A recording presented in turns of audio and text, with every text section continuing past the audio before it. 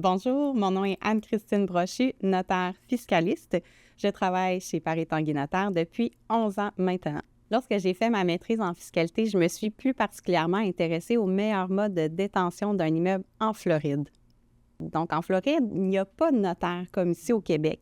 On va fonctionner avec des compagnies d'assurance-titres qui vont nous mettre propriétaires de notre condo, mais qui ne fournissent pas de conseil juridique. Idéalement, il faudrait consulter votre juriste avant de faire l'acquisition d'un immeuble en Floride pour être certain de le détenir de la bonne façon. Le détenir de la bonne façon, ça peut être dans une fiducie transfrontalière ou de la Floride, ça peut être personnellement, ça peut être sous différents types aussi de détention. Donc, on a souvent les Lady Bird ou Life Estate, on entend souvent les mots Joint Tenancy. Donc, tout ça, il n'y a pas de recette miracle, il n'y a pas de recette magique, c'est propre à votre situation, puis on doit l'analyser avant de faire l'achat. Il n'est jamais trop tard pour régulariser notre situation, puis trouver une structure qui va être plus avantageuse pour le futur. À ce moment-là, on aura le plaisir d'analyser votre situation ensemble et de regarder quelles sont les conséquences de passer d'un mode de détention à l'autre. Les modes de détention courants ou dont on entend le plus parler, on a le fee simple, le warranty deed. Donc, à ce moment-là, c'est un type d'acquisition pur et simple. Donc, je suis devenue propriétaire et on ne va pas plus loin que ça. On entend aussi très souvent parler de notre joint tenancy. Le joint tenancy, qui est le droit de survie en Floride. Donc, qui va permettre, en fait, à des copropriétaires qui ne sont pas nécessairement des conjoints mariés ou des conjoints de fait, d'acquérir ensemble un condo. Puis, automatiquement, au décès d'un copropriétaire, sa part va être répartie aux copropriétaires survivants. Donc, on entend souvent parler de ça, le joint tenancy. Puis, on a également notre fameux Lady Bird ou Life Estate, qui va être en quelque sorte une désignation de bénéficiaire directement sur le condo. Donc, qui va prévoir à qui va le condo après notre décès.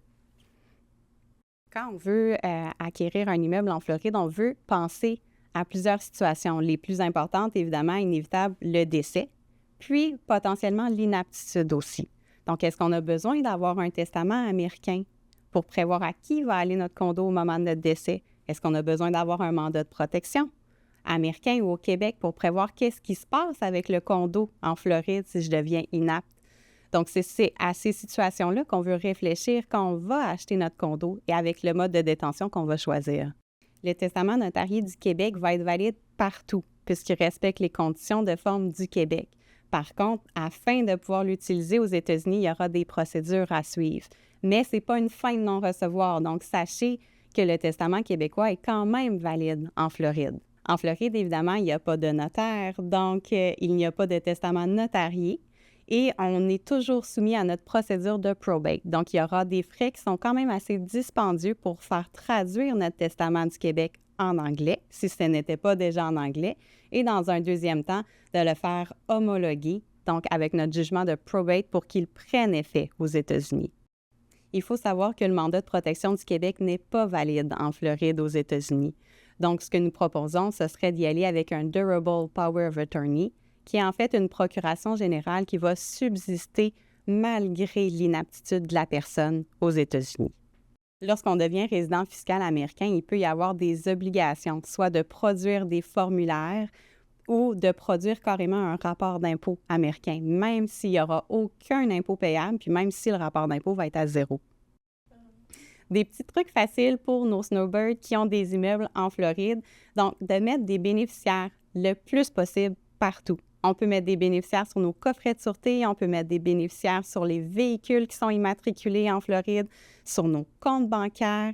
Avec le Lady Bird, on peut prévoir des bénéficiaires sur notre condo. Donc, c'est vraiment là les petits trucs à savoir pour éviter le plus possible d'avoir à utiliser notre testament aux États-Unis et de faire une procédure de probate.